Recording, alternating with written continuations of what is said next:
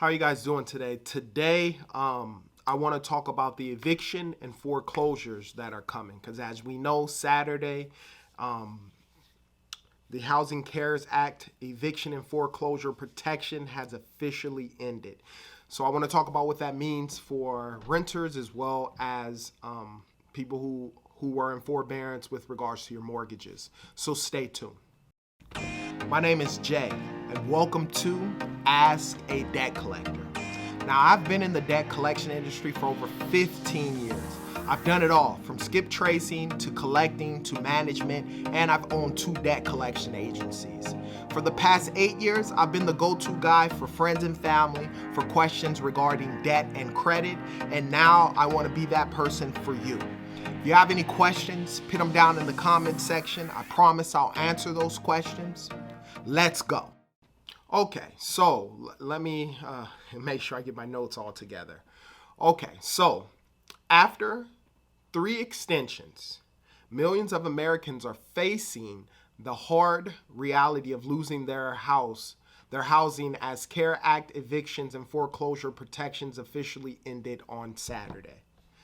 Democratic policymakers and housing advocates made a last-ditch effort to extend protections for renters and homeowners who are still on the rebound from illness and unemployment. But it's time to start considering what exactly the end of the moratorium means for the real estate industry and the economy. Is a Great Recession-esque wave of evictions and foreclosures on our doorstep? What options are left for tenants and homeowners unable to pay their housing debts? Could at-risk homeowners' stumbling blocks become a stepping stone for buyers struggling to find inventory? Mortgage Banker Association Chief Economist Mike Fortantoni, NerdWallet mortgage expert Holden Lewis, National Association of Realtors Chief Economics Lawrence Yun, Better.com Head of Mortgage Finance and Services Chris Diamond, and National Low Income Housing Coalition President and CEO Diane Yentel sat down with Inman to answer the burning questions everyone has about the end of the evictions and forbearance protection. So, what happens July 31st? Will evictions begin that day? Throughout the pandemic, the federal government has extended evictions and foreclosure protections 4 different times. The first extension moved the deadline from September 4th to 2020 to January 31st of 2021. And the second extension offered renters and homeowners a reprieve until March 31st, then March 29th. The deadline was extended to June 30th, but on June 24th, the Biden administration extended it a 4th and final time till August 1st. And today happens to be the 2nd. Unless the federal government extends protections again, the NLIHC president Diane Yentel said that the much feared eviction wave will become a possibility. Yentel said it's difficult to know the exact number of vulnerable tenants. The CFPB, which is the Consumer Finance Protection Bureau, latest estimate is around 11 million people, and how fast the evictions will take place. If the eviction moratorium expires at the end of the month, we will see a historic wave of evictions throughout the summer and fall. She added that it's hard to say how fast it will happen.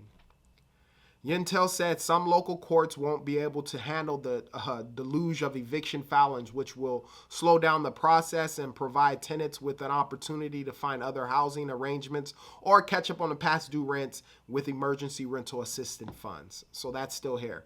However, in states with rental laws that have enabled landlords to complete every part of the eviction process except physical removal, Yentel said, there could be thousands of renters on the streets in a matter of weeks. So basically, there are some states out there that allowed landlords to do the eviction process. So they filed all the paperwork, they have everything ready. It's just they're not able to get them out of the house. But eventually, once that comes, all those people who already have it set up will be booted out to the streets. So in some communities, I don't think we'll see a rapid flow of evictions, and in others, it will be a slower movement that will happen over weeks and months, she added. What about homeowners? Are they facing the same level of risk as renters on July 31st? Mike Frantantoni, excuse me on the last name, the MLB chief economist Michael Frantantoni said homeowners are on the rebound, with mortgage forbearance rates dropping from the pandemic high of 8.5% in June of 2020 to 4.3% for the weeks ending in June of 2021. In terms of numbers and households, currently about 2.1 million homeowners are in forbearance. And any federal-backed loans are eligible for up to 18 months of forbearance, he explained. So at the end of June, many homeowners will hit that 15-month point and can request that the final 3 months, which will get them to September. Michael said that the 3-month extension isn't automatic, and homeowners will need to contact their service on July 31st to get the additional time, which is already passed. So if you haven't done that, that's going to be tough. However, he said that many homeowners won't need that extension as they been making the full or partial payments during the forbearance period and have opted to have their missed payments added to the end of their loan period. So with the people who had got the mortgage forbearance, it was up to 15 months. Some of those loans, all they did was they allowed you to move that to the back end of your mortgage. So obviously those of you who were able to do it and took advantage of that could obviously pay, but took advantage of the forbearance, took that money you could have saved for almost a little less than a year and a half and used that money to invest on other things.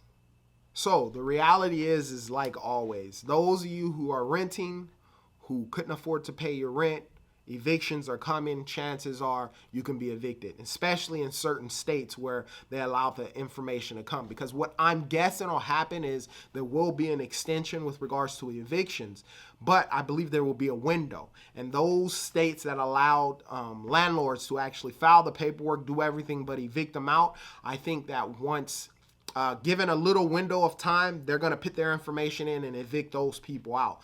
But for people who actually own property and did mortgage forbearance, you got 15 months where you didn't have to pay. And chances are, depending on your loan company, you could have just tacked those mortgage payments onto the back of your loan and you just start making your payment. So in essence, the reason why I say that is because those who have assets, obviously, if you own a home, you got helped out. If you don't own a home, you might get kicked out of your home. And same thing with regards to investments on the business aspect. Those of you who had businesses and had an asset with regards to a business, you got a PPP loan.